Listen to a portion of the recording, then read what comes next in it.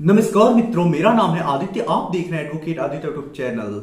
बहुत बार भारतीय दंड संहिता की धारा 498 ए का ऐसा हम मिसयूज देखते हैं जिसे देखकर हमारे रोंगटे खड़े हो जाते हैं। पत्नी सरासर झूठ बोल रही होती है और जिसमें पति और पति के घर वालों को एक झूठा आरोप लगा करके मुकदमा दर्ज कराती है और पति के घर वाले काफी ज्यादा परेशान होते हैं। तो अगर आपके साथ भी ऐसा हो रहा है, आपकी भी पत्नी ने झूठा 498 ए का मुकदमा दर्ज कराया है, तो आज मैं माननीय सर्वोच्च न्यायालय के द्वारा आया हुआ एक ऐसा जजमेंट लेकर आया हूं जिस जजमेंट की मदद से आपका फर्जी जो 498 ए का मुकदमा है वो क्वैश हो सकता है। क्योंकि आज आपको एक ऐसी जानकारी मिलने वाली है, एक ऐसा जजमेंट मिलने वाला है जो आपके लिए बहुत यूजफुल होगा, जो आपका हौसला बढ़ाएगा, भारतीय दंड संहिता की धारा 498 ए के झूठे मुकदमे को क्वैश कराने में आपकी मदद करेगा। तो क्या जजमेंट है, क्या मामला है, आइए थोड़ा डिटेल में समझ लेते हैं। वीडियो में आगे बढ़ने से पहले मैं आपसे कुछ महत्वपूर्ण बिंदुओं पर चर्चा कर लेना चाहता हूं। पहली चीज तो ये कि मेरी एक किताब पब्लिश हुई है जिसका नाम है legal guide for husband in matrimonial cases. अब देखिए, जैसा इस किताब का नाम ही है legal guide for husband in matrimonial cases, वैसा ही इस किताब का उद्देश्य भी है। इस किताब में आपको मैट्रिमोनियल केस जैसे 498, 125 CrPC, DV act, section 9 divorce case, इन सब मुकदमों के संबंध में काफी अच्छी जानकारी मिल जाएगी। जैसे कैसे मुकदमा लड़ना है, कैसे अपना बचाव करना है, कैसे क्रॉस केस दर्ज कराना है, कैसे 125 सीआरपीसी, डीवी एक्ट खारिज करा के भरण पोषण देने से बचना है, कैसे फॉल्स 498 केस को क्वैश कराना है, सारी चीजें आप डिटेल में समझ जाएंगे। तो यदि आप मैट्रिमोनियल मुकदमा लड़ रहे हैं, आपको कोई गाइड करने वाला नहीं है, आप प्रक्रिया समझना चाहते हैं, आप ड्राफ्टिंग समझना चाहते हैं, तो आप हमारी इस किताब का अध्ययन कर सकते हैं।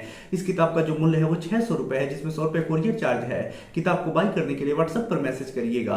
अगली जो महत्वपूर्ण बात है वो ये है कि देखिए, हाई कोर्ट और सुप्रीम कोर्ट के जो जजमेंट्स आते हैं काफी ज्यादा इंपॉर्टेंट होते हैं। अब देखिए, कैसे किसी मामले में कोई पति है जिसका 498 क्वैश हुआ हो, या वो डिस्चार्ज हुआ हो, या सेक्शन 9 जीता हो, या 125 सीआरपीसी डीवी एक्ट खारिज हुआ, उसे भरण पोषण ना देना पड़ा हो, तो अगर किसी एक पति को कोई फायदा किसी जजमेंट में मिल जाता है, सेम फैक्ट आपके भी केस में वही है, तो आप उस जजमेंट को रूलिंग के तौर पे लगा के आप भी उस फायदे को त्वरित ले सकते हैं। तो ऐसे में आप अगर मैट्रिमोनियल केसेस से संबंधित जजमेंट पढ़ना चाहते हैं, उससे अपडेट रहना चाहते हैं, अपने केस में यूज करके फायदा लेना चाहते हैं, तो हमारे ग्रुप से जुड़ सकते हैं। वो आपको बहुत सारे मैट्रिमोनियल केसेस से संबंधित जजमेंट मिलेंगे जिसका यूज आप अपने केस में करके फायदा ले पाएंगे। जैसे आज मैं जिस जजमेंट के बारे में आपको बताऊंगा, यदि आप उसकी कॉपी प्राप्त करना चाहते हैं तो ग्रुप से जुड़ जाइएगा।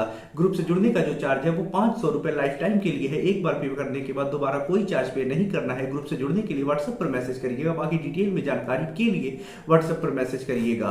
अब आइए अपने महत्वपूर्ण जजमेंट के ऊपर हम आते हैं।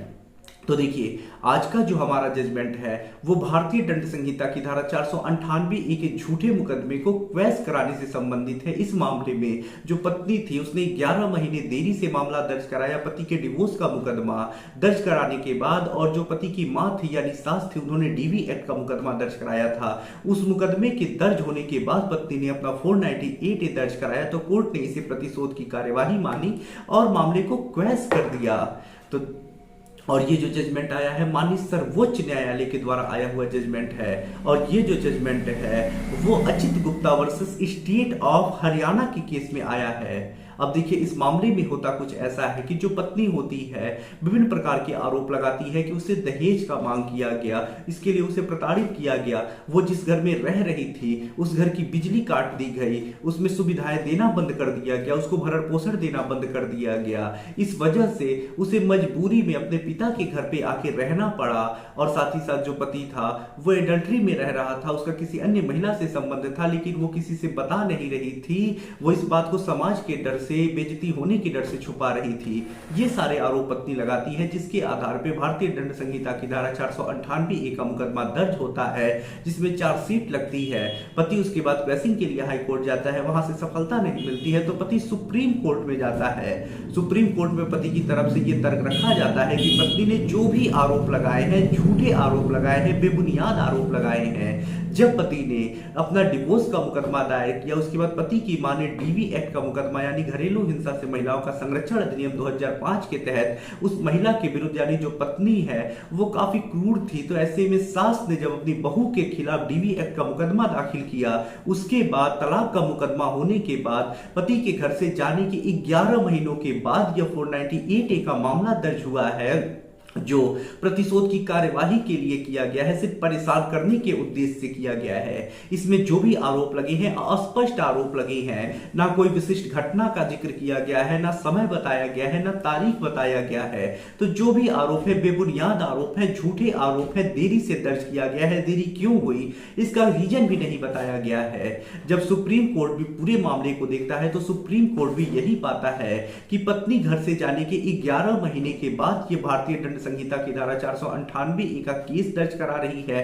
वो भी तब जब पति ने डिवोर्स का मुकदमा डाला और पत्नी ने और जो सास है उन्होंने डीवी एक्ट का मुकदमा डाला, और जब नोटिस पत्नी को प्राप्त हुआ तब वो एक्शन के मोड में आती है और कार्यवाही कर रही है, वो भी 11 महीने बाद। इतना देर क्यों हुआ ये भी कारण नहीं बता रही है। साथ ही साथ जो भी आरोप लगाई है अस्पष्ट आरोप लगाई है।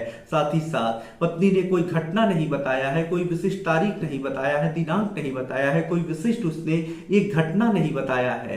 तो ऐसे में यहाँ जो मामला दर्ज कराया गया है वो बेबुनियाद है, झूठा है और तर्करहित है। तो ऐसे में इस प्रकार के मामले अगर कोर्ट में चलाए जाते हैं तो कानून का दुरुपयोग होगा और ऐसे मामले को रद्द किया जाना चाहिए। इसी के लिए 482 सीआरपीसी बना है। और ऐसे में जो सुप्रीम कोर्ट होता है मामले को रद्द कर देता है और सारे मामले को समाप्त कर देता है।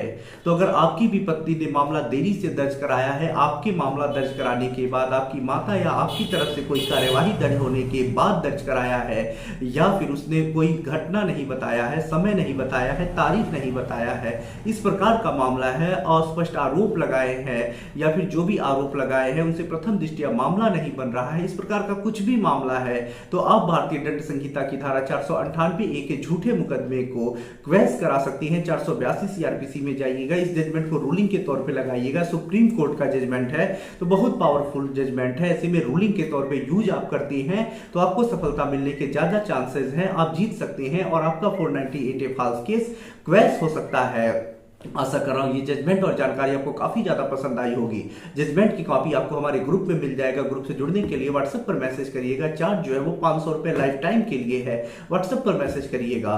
आशा कर रहा हूँ जजमेंट पसंद आया होगा। यदि आप किसी कानूनी समस्या से परेशान है, ऐसे में मुझसे फोन पे बात करके अपनी कानूनी समस्या का समाधान प्राप्त करना चाहते हैं तो मेरा व्हाट्सएप नंबर स्क्रीन पे दिखाई दे रहा होगा। मैसेज करके अपॉइंटमेंट बुक करा के आप मुझसे कॉल पे बात कर सकते हैं। वीडियो पसंद आया हो तो वीडियो को लाइक करें, दोस्तों के साथ शेयर करिए और यदि आप चैनल पे नए हैं तो चैनल को सब्सक्राइब करके बेल आइकन को दबाएं। मिलते हैं नए वीडियो के साथ अगले दिन, तब तक के लिए जय हिंद, जय भारत।